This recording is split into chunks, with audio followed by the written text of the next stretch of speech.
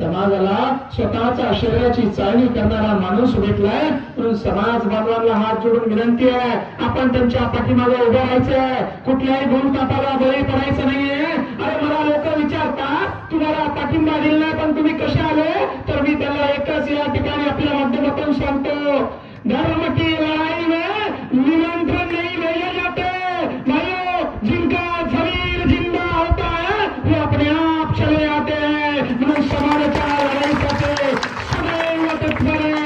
सन्माननीय मनोज दादा जरांगे यांनी जे आंदोलन उभं केलं त्या आंदोलनाची तीव्रताच एवढी होती की त्या इलेक्शन मध्ये आपल्याला 1,56,000 मतदान या ठिकाणी पडले. मात्र समाज सर्वप्रथम आहे, समाजापुढे दुसरी कुठलीही गोष्ट नाही, समाजापुढे आमदार नाही, खासदार नाही. आपण म्हणतो ना, जो आई वडिलाचा होऊ शकत नाही तो गावाचा कसा होईल, आणि जो समाजाचा होऊ शकत नाही तो महाराष्ट्राचा कसा होईल, जो समाजाचा होऊ शकत नाही तो देशाचा कसा होईल. या सिल्लोड तालुक्यामधून आपल्या या हावडा गावामधून मी पूर्ण मराठा बांधवांना एक विनंती करतो की ही शेवटची लढाई आहे, शेवटच्या टप्प्यात आलेली लढाई आहे.